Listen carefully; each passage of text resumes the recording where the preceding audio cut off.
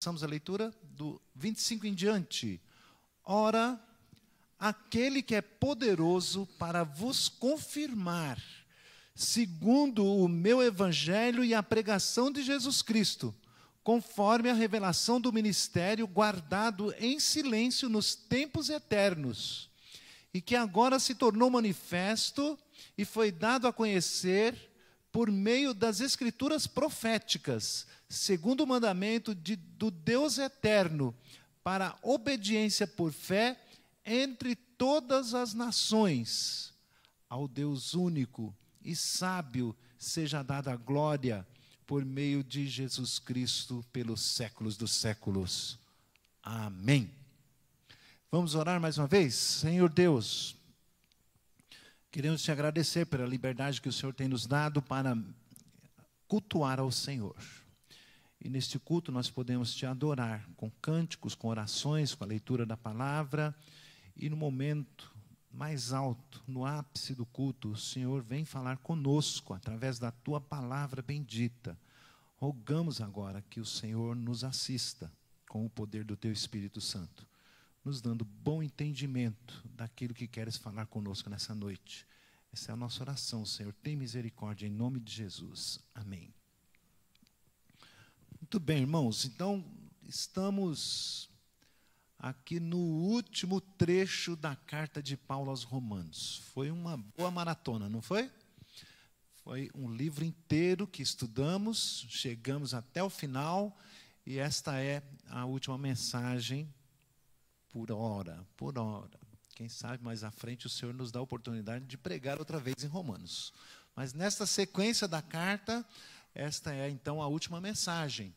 A última mensagem de um trecho que é chamado pelos teólogos de doxologia. Então, diferentemente das outras cartas, Paulo não encerrou já com a bênção apostólica. O que ele fez lá no versículo 24, confere aí, no versículo 24, ele deu a bênção, né, a graça e a paz de Jesus sejam sobre vós, e não terminou. Ele continuou falando e achou necessário que escrever ainda mais esta doxologia. A doxologia é uma exortação ou um apontamento, uma lembrança. Eu tenho para mim que Paulo ficou preocupado com uma coisa aqui. Eu acho que ele temia que depois de lerem a carta, de observarem a grandeza das coisas aqui escritas e descritas,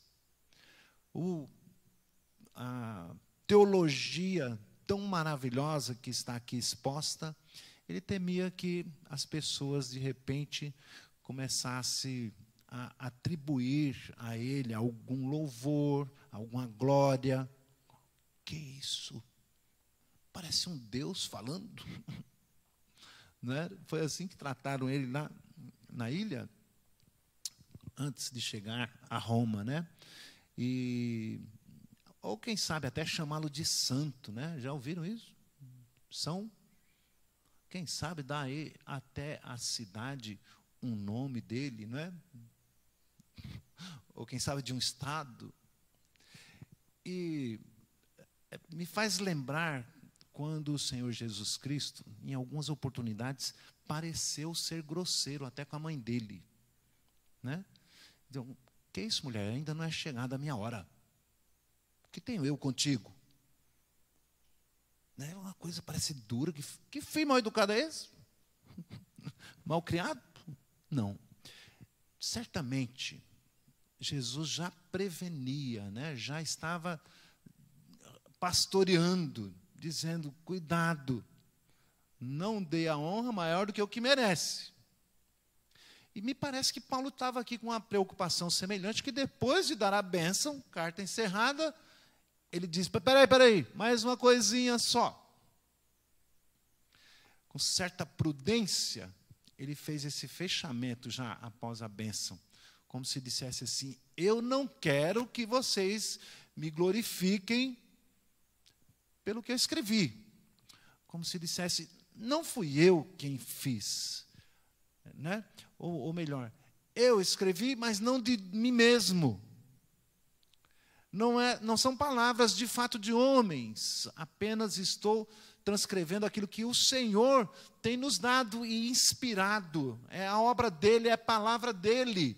Ele tinha sã consciência de que estava sendo esse instrumento na mão do Senhor, e então jamais reivindicou para si nenhuma glória, nenhum louvor, mas ele faz questão de atribuir e de apontar e fazer essa doxologia. Não é da minha parte, mas de outro. Esse sim é que merece toda a honra, toda a glória e todo o louvor. Aí ele começa dizendo assim: ora, aquele, note que tem uma crasezinha no aquele, parece uma discordância aí da língua portuguesa, que diz que a crase vai nas palavras, as palavras femininas, né? Mas aquele tem crase. Quer dizer, aquele tem dois As aí juntos, por isso tem essa crase aí, né? Aquele, e descreve então alguns atributos, 3 atributos maravilhosos de Deus, e eu vou dizê-los agora quais são. O primeiro é que ele diz: aquele que é poderoso para vos confirmar, aí no versículo 27, ao Deus único, ao Deus sábio, a Ele somente seja dada a glória por meio de Jesus Cristo pelos séculos dos séculos. Essa é a doxologia, resumidamente. É esta a mensagem desta noite, é o tema da nossa mensagem. É como se Paulo estivesse dizendo: não a nós, Senhor, não a nós, mas ao teu nome dá glória. É Ele que é digno de receber a honra, a glória, o louvor e a adoração. E este é o tema da nossa mensagem, na última mensagem da carta aos Romanos. O único que é digno de toda a glória para todo sempre.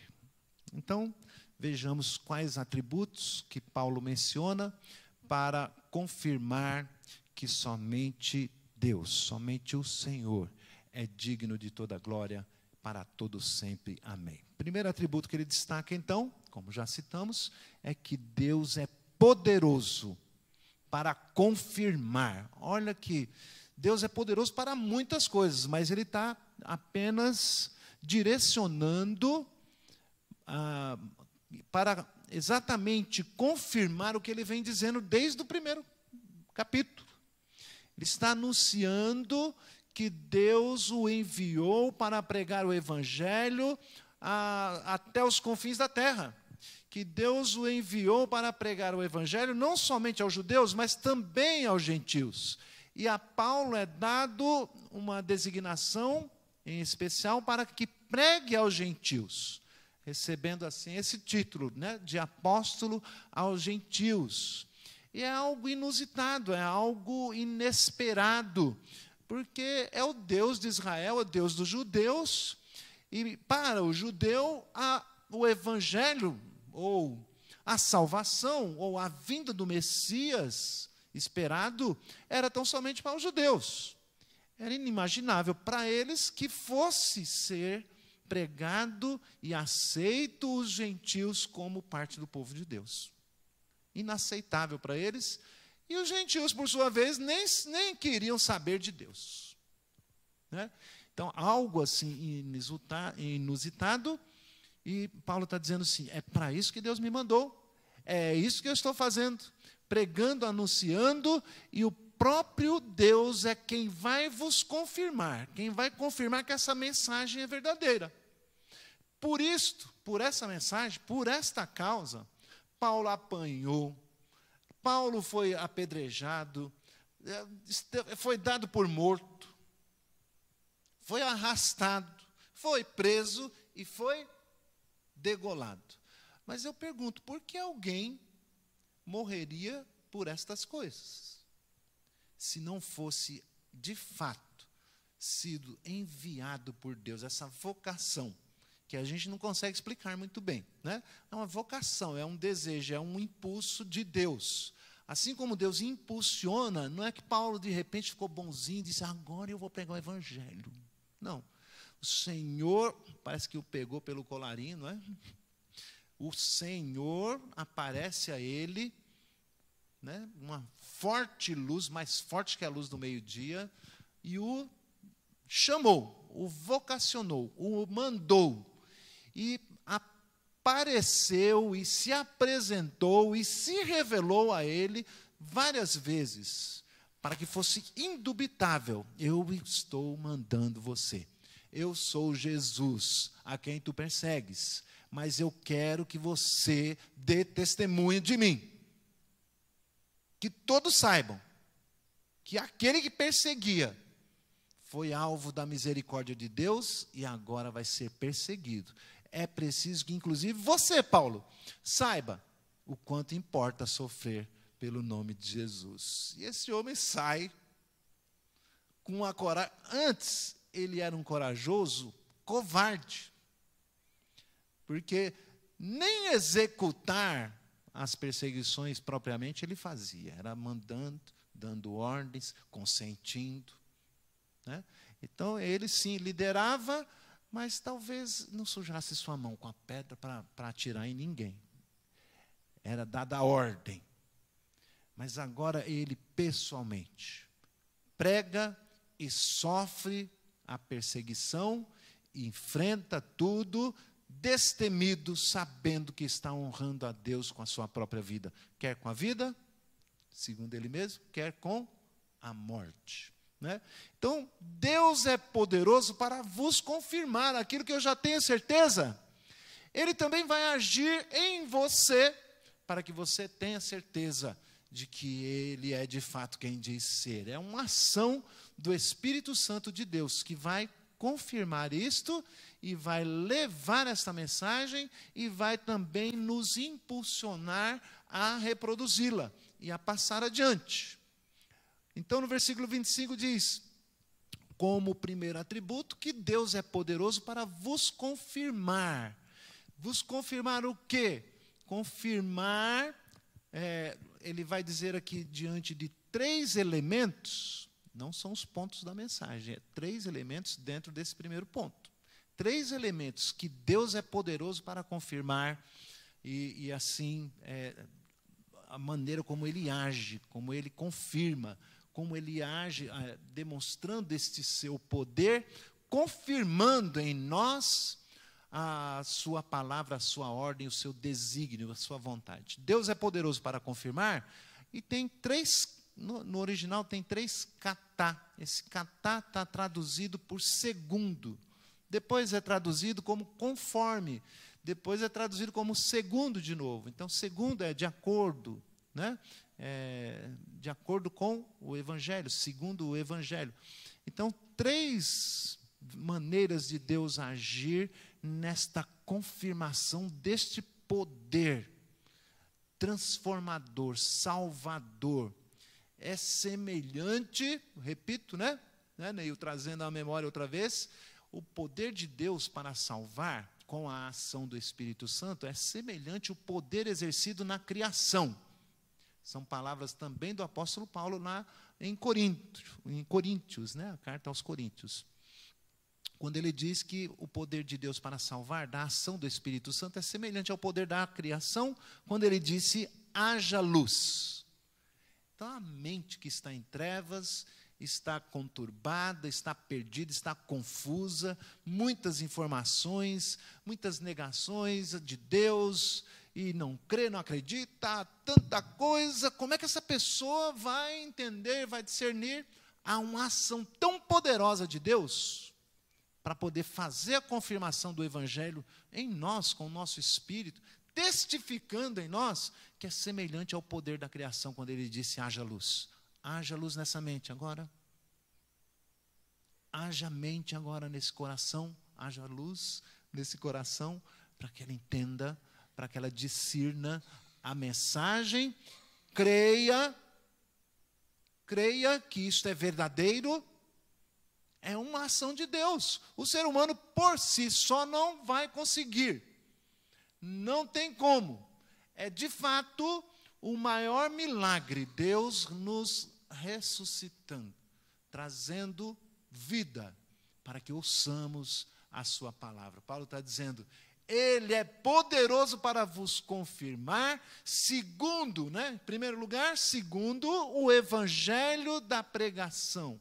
O meu evangelho e a pregação de Jesus Cristo. Aqui, o evangelho e a pregação de Jesus Cristo são duas coisas que se fundem numa só. O evangelho de Paulo, ele está chamando meu, talvez porque ele esteja distinguindo aqui a Pedro, por exemplo, que é enviado para pregar aos judeus, aos demais apóstolos, e ele é chamado de apóstolo dos gentios com este mistério, com esta função, missão de pregar aos gentios. Este meu evangelho é também o de Jesus Cristo e, evidentemente, o evangelho dos apóstolos. É o evangelho da salvação do nosso Senhor. Isto é, não é por obras, não é pelo que você é, mas pelo que Jesus fez por nós. E aquele que crê em Jesus Cristo como seu Salvador é que é salvo. Essa é a boa notícia. Porque se fosse por obras, alguns, depois de algum tempo, começam a se achar tão santo, tão bom, tão maravilhoso, Eu digo que esses são fariseus ou santarrões, que acham que não precisa nem de Jesus mais. Esse não é o evangelho do nosso Senhor, não. Todo dia nós sujamos os pés, e é necessário que nos acheguemos a Jesus para que Ele lave os pés na nossa caminhada, para que nos purifique, nos lave, nos limpe, perdoe os nossos pecados diários, cotidianos. Meu Deus, às vezes eu chego a pensar que são por hora. Quantos por hora? Às vezes muitos. Precisamos estar em luta constante contra a nossa natureza pecaminosa. Foi isso que nós aprendemos ontem com Pedro, não foi? Que nós estejamos lutando contra a nossa natureza pecaminosa, aí nos lembramos do mundo que nos atrai e também de Satanás que está ao nosso redor como um leão, tentando nos tragar. Mas o evangelho da salvação, o evangelho de Jesus Cristo, o evangelho que Paulo pregava é pela fé em Jesus Cristo, e não por obras e nem por qualquer outra invencionice humana. São tantas, meus irmãos. A gente chega a ficar triste quando observa quantas religiões. A religião está dizendo exatamente isso, eu quero religar com Deus. E aí a criatividade humana chega a ser espantosa. Quanta invencionice! Nenhuma delas serve a não ser aquela que o Senhor Jesus se apresenta, se revela e diz que Ele é quem levou sobre si as nossas dores, o castigo que nos traz a paz estava sobre Ele. Quem crê nisto, que boa notícia. Quem crê nisto será salvo da ira de Deus. Esse é o evangelho de Paulo e a pregação de Jesus. A barreira foi quebrada. E Paulo, especialmente trazendo a nós, gentios, a nós que estávamos longe, traz esta boa nova. Pela fé em Jesus, a barreira foi quebrada e Deus vai nos confirmar, recebendo a todos, tanto judeus quanto gentios. Confirma, tanto sustentando quanto ratificando no dia de Cristo.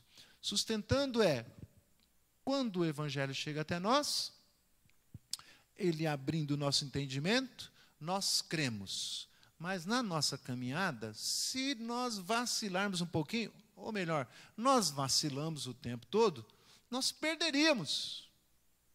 Mas a graça de Deus confirma nos sustentando. Esta é a doutrina da perseverança. É Ele quem não nos deixa desistir. Fala a verdade. Não é não? Quantas vezes eu já pensei? E Ele diz, que é isso, rapaz? Você está doido, é?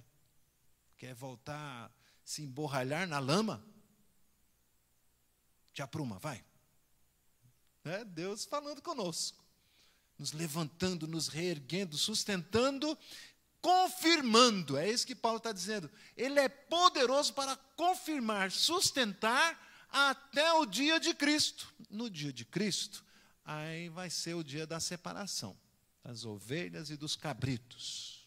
Aqueles que permaneceram firmes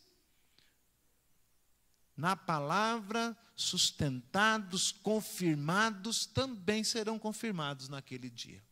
O Senhor Jesus vai confirmar lindamente, dizendo: seja bem-vindo, sejam benditos, né? Meus filhos, meus irmãos mais novos, sejam bem-vindos à casa do Pai. Com alegria vem nos receber, diga-se de passagem, nos ares. Como foi de passagem, já foi, tá? De passagem vai nos receber nos ares e moraremos com Ele para sempre.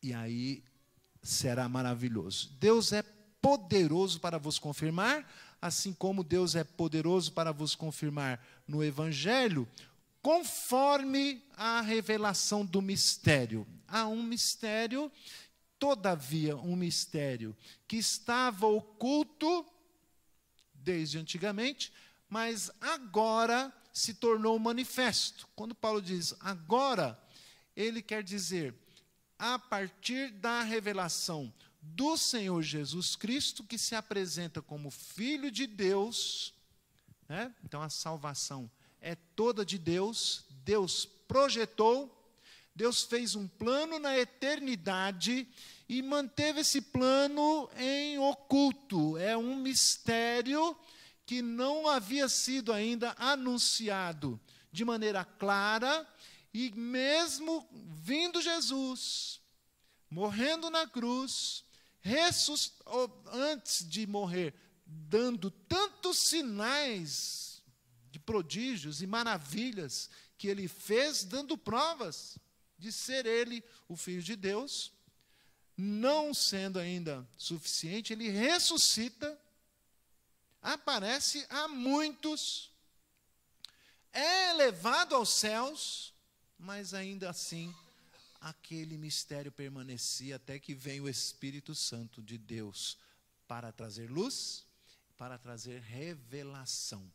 Então, a salvação é toda de Deus. O plano, a execução é em Cristo e a aplicação pelo Espírito. Esta é a revelação do mistério.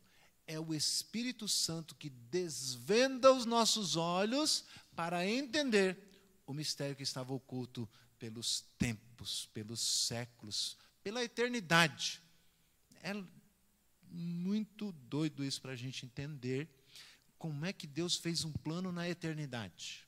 Então, Paulo está dizendo, conforme a revelação do mistério que agora se tornou manifesto, guardando em silêncio nos tempos eternos, e foi dado a conhecer por meio das escrituras proféticas, isto é, se não tinha sido revelado ainda, como é que foi dado a conhecer nos escritos proféticos? O que ele quer dizer com isso é que, mesmo estando oculto, Deus não deixou, né, ficar sem testemunho, mas ele estava anunciando isso em todo o tempo.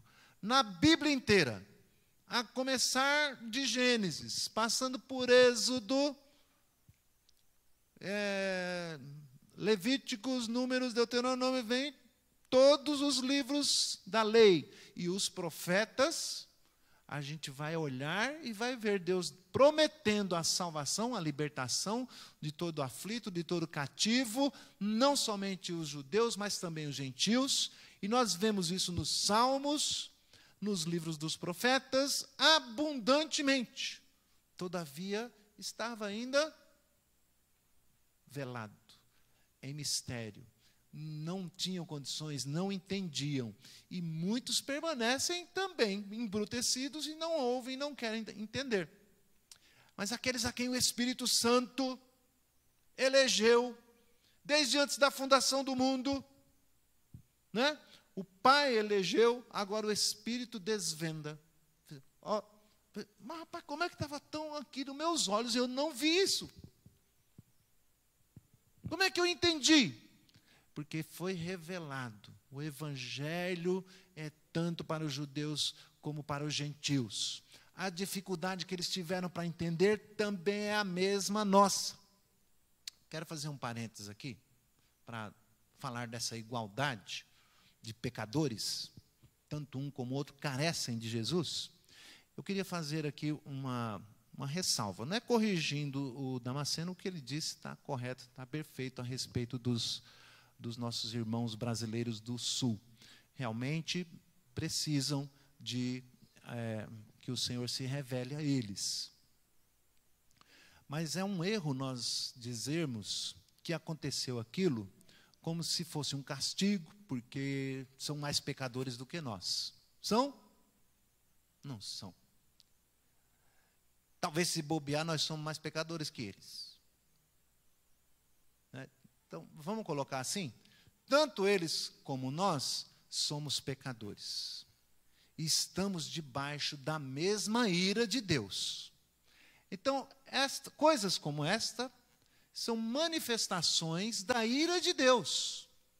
Porque é perceptível em toda a terra que há um Deus, sim, há uma divindade toda poderosa, criadora de todas as coisas, é manifesto na consciência dos homens. E que ele está irado. Por isso, tanta gente procurando a religião, o religar-se, porque sabe que está em estado de inimizade com Deus. E em dados momentos, em vários lugares, vez por outra num lugar ou noutro, sofremos também aqui as nossas enchentes, também. Rio de Janeiro, nem se fala, mas não é porque são mais pecadores que nós, não. Porque Deus está manifestando a sua ira. Arrependei-vos. É um grito. A sabedoria está clamando no eirado em toda parte. Arrependam-se. Deus está irado. Então, não é que eles são mais pecadores que nós, mas é manifestação da ira de Deus. Ainda podemos dizer assim, em conta-gotas. Avalie. É apenas uma amostra da ira de Deus, né? Então, não está correto, quando você for lá falar para o seu amigo, lembre-se disso. Não é porque eles são mais pecadores, mas Deus está mostrando a sua ira. E, aliás, vamos nos lembrar aqui de Provérbios 3 e Hebreus, no capítulo 12, quando diz que Deus disciplina o filho a quem ama. Viu como inverteu agora? Se houve disciplina no sul, Deus está demonstrando o seu amor, o amor de pai. Um amor paternal que está corrigindo. Vi um depoimento de um pastor de Canoas, né? Se eu não me engano, que estava dizendo que agora a igreja está cheia de doações e as pessoas vão lá buscar e estão super abertos a ouvir a respeito de Deus e do evangelho da salvação. Resultado, a ira de Deus, colocada como disciplina, foi bem para eles, transformando o mal em bem, abrindo o seu coração, a sua mente, para ouvir o evangelho da salvação. Então, tire da cabeça que é uma punição gratuita, simplesmente porque, enfim, nós também somos pecadores, né? E bendito aquele, feliz aquele a quem Deus corrige. Amém? Então, o evangelho é tanto para judeus como para gentios, tanto para gaúchos como para potiguars. Rio Grande do Norte e o Rio Grande do Sul. Ele abrange toda a terra, toda a terra. E Deus, então, revela-se. Já nas Escrituras, está registrado isto. Quando o véu é tirado, aí que a gente olha para as Escrituras. Eu confesso uma coisa para vocês. Quando eu descobri que os Salmos estavam o tempo todo falando de Jesus, eu passei a vê-lo em cada página. É a coisa mais linda quando a gente entende isto. Estava lá escrito, e eu só olhava como poesia. Como Davi estava sofrendo isso, mas quando Davi estava falando pelo Espírito, fazendo ali um tipo, né, ou um papel, por assim dizer, do próprio Cristo, falando com as palavras de Jesus na primeira pessoa, inspirado pelo Espírito, dizendo: Deus meu, por que me desamparaste? Lá Davi tinha a sua dificuldade, lá e o seu problema para declarar isto, mas estava anunciando ao Senhor Jesus Cristo, falando na primeira pessoa, lá na cruz do Calvário, porque ele estava sofrendo o castigo que nos traz a paz, o desamparo de Deus para a eternidade. Este castigo é o pior de todos, o desamparo de Deus. Deus é poderoso para vos confirmar, segundo o mistério que foi revelado pelas Escrituras. Deus é poderoso para nos confirmar, segundo o mandamento do Deus eterno, para a obediência e fé entre todas as nações. Olha só que interessante, segundo o mandamento de Deus. Isso aqui não é simplesmente o mandamento que a gente resume aqui, a exemplo de Jesus dizendo muitas vezes a lei e os profetas. O mandamento de Deus dizia que devia ser assim, foi, então, mas não, está se referindo a um decreto. É interessante nós lembrarmos e pensarmos nisso. Deus decretou. Tem uma passagem que diz que se você não falar, o que vai acontecer? Até as pedras clamarão. A gente vê isso aí de diversas maneiras. Eu já debati a Escritura num bar, bebendo com amigos, bêbados. E os bêbados, como pedras falantes, me exortando, chamando a minha atenção. Coisa louca isso, não? Pedras falantes. Às vezes a gente vê, muitas vezes a gente vê pedras falantes. A gente vê o céu proclamando, sem dizer uma só palavra, fala muitas vezes mais do que nós, que temos essa habilidade de falar. A pessoa, muitas vezes, só de olhar na natureza, ela vai dizer: há um Deus todo-poderoso, Criador de todas as coisas, e Ele está irado contra nós. E o Senhor nos deu a habilidade para concatenar palavras, para formar frases e falar a respeito da sua ira e da sua salvação em Cristo Jesus. E nós nos calamos. Mas Deus decretou. Ó, não fique achando que você é o melhorzinho, não. Que você é essencial. Sem eu, essa igreja não anda. Você sabe por quê? Porque se você não fizer, Deus levanta outro e faz, a obra é dele. Ele não depende de nós. E é, por vezes, comum a gente achar, né, depois de estar no ministério, depois de estar servindo, a gente achar que tudo depende de mim. Se não fosse eu aqui, hein? Não fosse o meu dízimo, hein? Essa igreja ia fechar. A reforma não ia acabar nunca. Ainda bem que tem eu aqui. Não. Toda a prata e todo o ouro é do Senhor. Ele não precisa de nós. É privilégio quando o Senhor nos escolhe, nos levanta e nos vocaciona para fazer a sua obra, porque Ele já determinou. Foi segundo o mandamento de Deus. Não é só assim: Paulo, vai lá e prega. Paulo não tinha escolha. Ele tentou destruir isto e viu que era impossível destruir, porque o mandamento eterno havia determinado que as coisas fossem assim. É como um mandato. Como lá no início, quando Deus criou o homem e deu os mandatos para ele. Mandato cultural: sujeitai a terra. Né? E os demais mandatos. Aqui, se a gente vai entrando aqui, a gente vai desviando muito. Nós estamos no primeiro ponto. Os outros serão mais rápidos. Pode ficar tranquilo. Muito bem, então, este mandato de Deus é porque Ele é poderoso para confirmar aquilo que Ele determinou. Ele não é que Ele simplesmente espera que as coisas aconteçam, e é poderoso, observe bem a comparação que eu estou fazendo. Não é que Ele apenas conhece o futuro.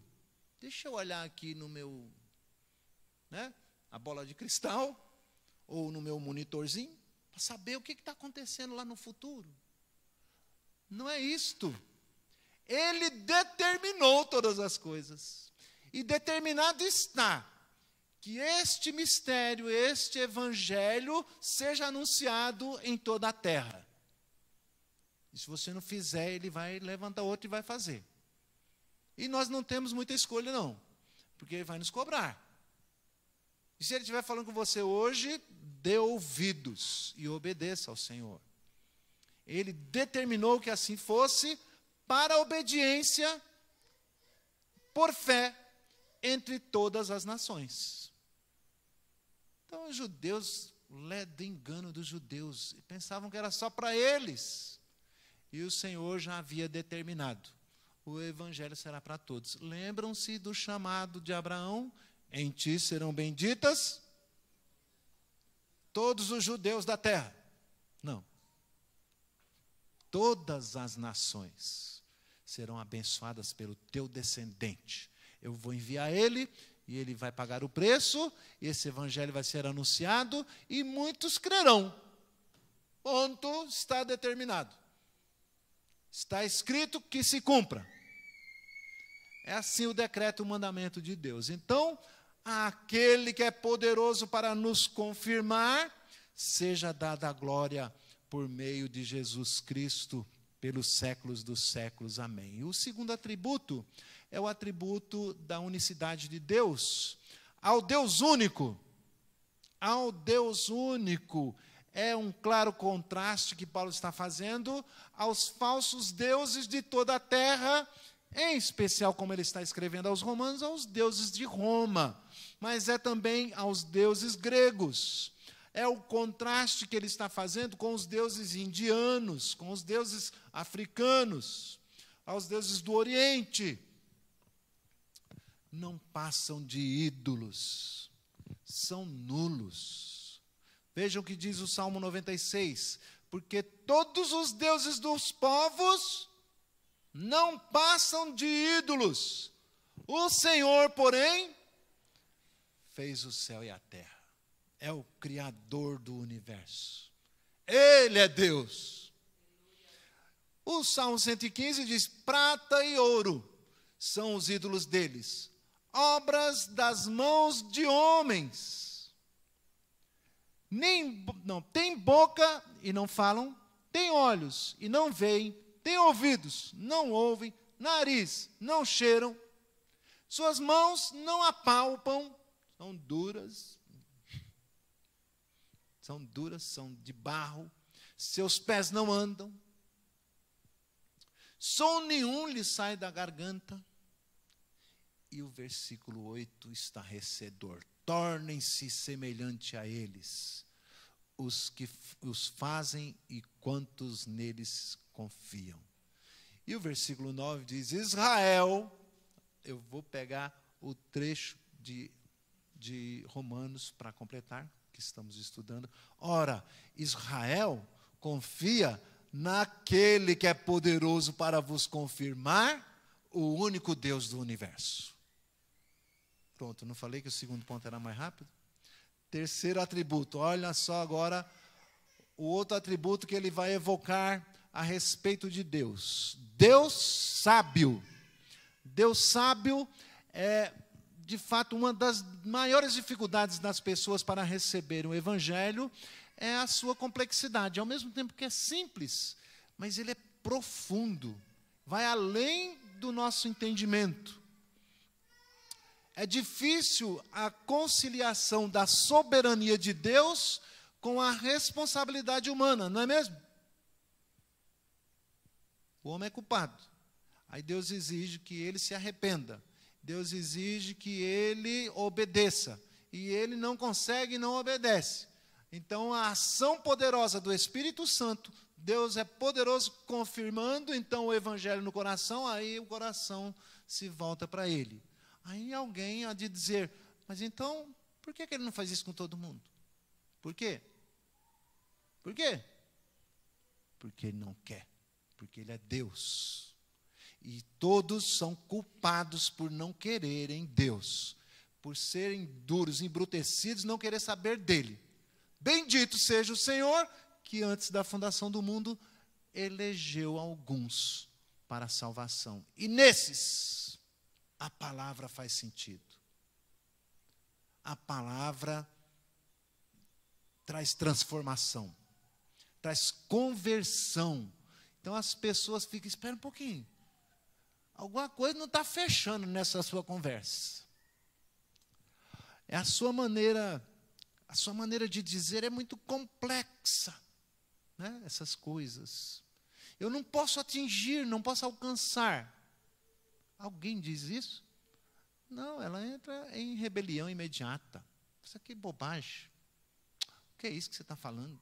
Ela não faz o menor esforço para entender a grandeza, a complexidade, as maravilhas de Deus agindo para nos salvar no seu plano bendito.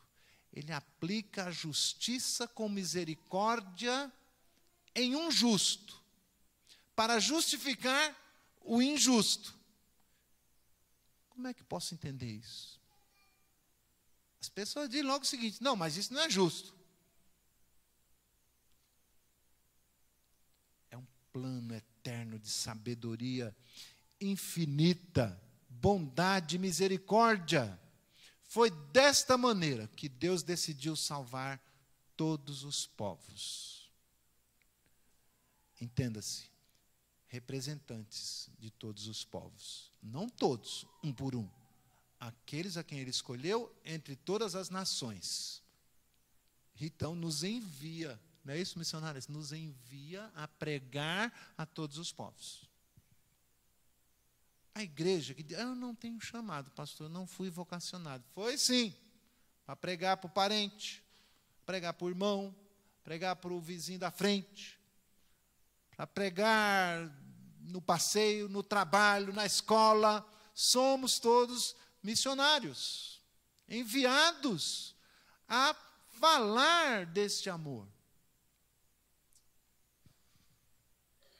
Na sua sabedoria, na sabedoria de Cristo, em quem reside todos os tesouros da sabedoria, estão nele, como está escrito lá em Coríntios, no capítulo 1, de 18 a 21. Certamente a palavra da cruz é loucura para os que se perdem, mas para nós que somos salvos, poder de Deus.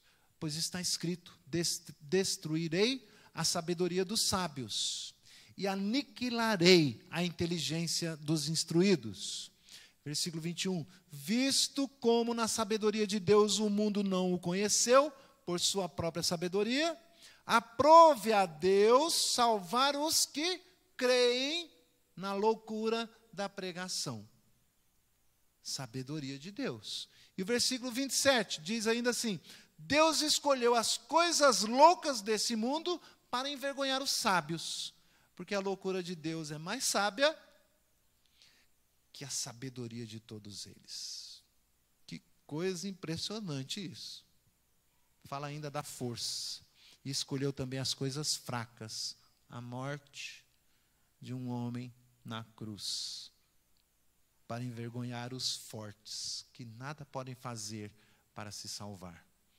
Nem o cavalo, com toda a sua força, nada pode fazer para salvar, mas somente um cavaleiro. Ele vem num cavalo branco, está na sua coxa fiel. O Senhor Jesus Cristo é quem pode nos salvar. É Ele. Na sua sabedoria, Deus fez assim, para envergonhar os sábios e os fortes, de modo que, onde fica a arrogância? Onde fica a jactância? Se enfia debaixo do tapete. envergonhado diante da sabedoria de Deus, diante da sua força, diante do seu poder, diante da sua salvação. Só poderá crer aquele a quem o Senhor se revelar.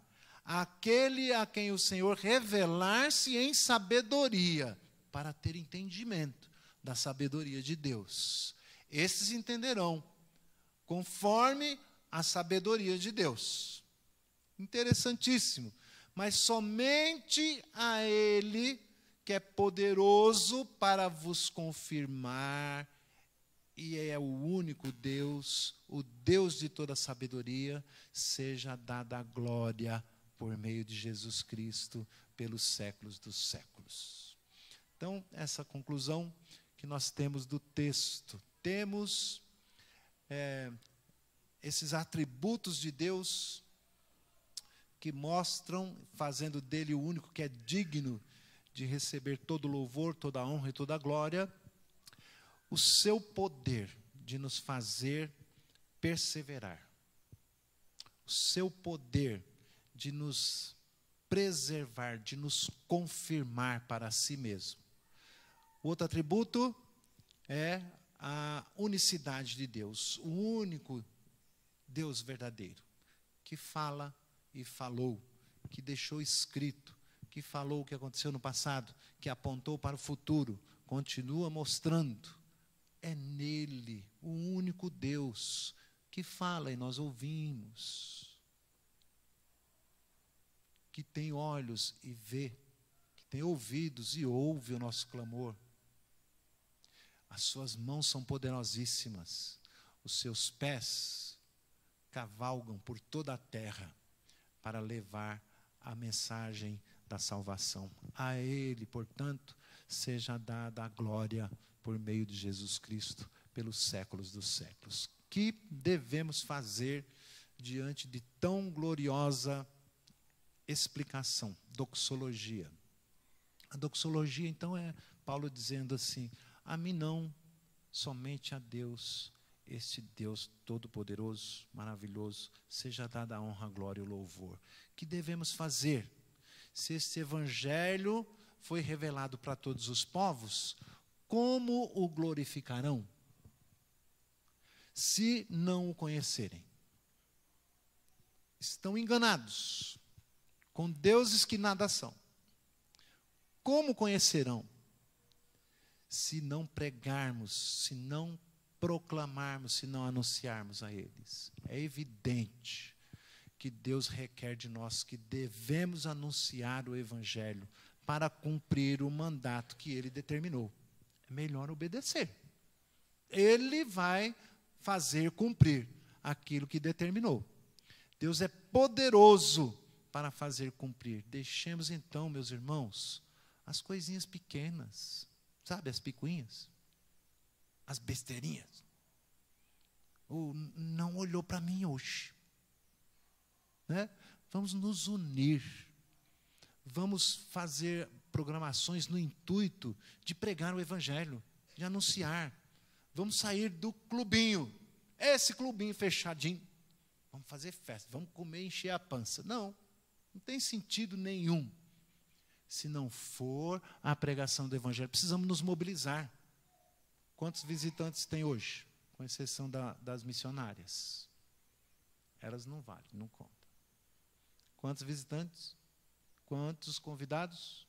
Convidados, alguém? Não? É isso. O Senhor nos chama, nos conclama. A gente fala: como? Eu não sei. Eu não tenho habilidade para falar. O Senhor nos capacita, nos habilita. Mas nós não fazemos o mínimo. O mínimo. Então é evidente que nós devemos deixar de lado as coisinhas, as bobagens e procurarmos proclamar essa palavra. Vamos, de fato, realmente, ao que interessa. Por que a igreja existe? Para glorificar o nome do Senhor. Para que todos os povos o glorifiquem. Para que as nações o conheçam. Ainda está oculto para eles, mas já foi revelado. precisa que nós contemos para eles. Se não contar, para eles permanecerá oculto. E nós estaremos deixando de cumprir a ordem que é dada do nosso Deus. Deus é poderoso para confirmar a sua palavra. Nós não precisamos temer. Você prega. Quem converte, quem convence, é o Espírito Santo. É Ele que ilumina, é Ele que abre o entendimento, quem convence do pecado e do juízo. O que é que nos compete? Anunciar, pregar. Paulo diz a Timóteo, prega a tempo e a fora de tempo. Não é bem propício agora, é sim. Devemos ter intrepidez, coragem e orar, como o apóstolo Paulo disse, né? Que o Senhor esteja abrindo. Também orem por mim, para que Deus esteja abrindo portas, oportunidades para eu pregar o evangelho. Esteja atento. Se a gente não tiver disposição para fazê-lo, vai se abrir portas e nós não vamos nem perceber. Não é assim? Se nós estivermos atentos, o Senhor vai nos dar oportunidade, nós vamos falar, nós vamos anunciar, pregar a Jesus Cristo. Vai procurando os links, os ganchos das conversas, as situações. Puxa, aqui dá para falar de Deus. Vamos lá. Vamos anunciar. Então, Deus vai revelar-se com a sua sabedoria a todo que vier a crer. Aí fica a pergunta, né? Crê porque Ele se revelou ou se revelou porque crê? Deu cãibra no cérebro? Vão crer porque Ele se revelou ou Ele se revela a quem crê? Só crerão a quem Ele se revelar. Esse é o ponto. Esse é o ponto. Portanto, não é vã a nossa pregação. Porque eu poderia dizer, puxa vida, a minha habilidade de convencer as pessoas não está nada boa. Eu vou convencer quem? Ninguém, bobo. Pode tirar esse peso das suas costas. É o Espírito Santo que faz essa obra. Essa é a boa notícia para o pregador. É Ele quem convence, quem converte. A nós compete-nos pregar o Evangelho. Aquele que é loucura para o mundo, mas é sabedoria de Deus. E é poder de Deus para os que são salvos. É poder de Deus para confirmar isto. O único Deus sábio. Seja dada a honra, a glória e o louvor. Amém? O Senhor Jesus nos instituiu este sacramento, um memorial onde Ele se faz presente para anunciar o que Ele fez. Olha só. Então, a ceia, o compartilhamento da ceia é uma oportunidade para pregar o Evangelho. Por que as crianças permaneceram no templo? Talvez elas não tenham entendido muito bem isso, tudo que foi dito. Mas a mensagem é didática. Este pão foi partido por nós. Ele significa o corpo de Jesus que foi partido. Este cálice é o vinho, é o cálice que tipifica, significa o sangue de Jesus. As crianças já vão entendendo, já vão ouvindo. E se tivesse visitantes, já pensou que maravilha? Ficamos ensimesmados, pregando para nós mesmos, né? Então precisamos despertar para pregar, para trazer visitas, para anunciar. Eu não queria lançar campanha para ver quem traz mais visita, que a Anice ia ganhar tudo. Mas hoje nem a Anice não está. Irmãos, então vamos convidar os presbíteros para que venham à frente. Vamos ministrar a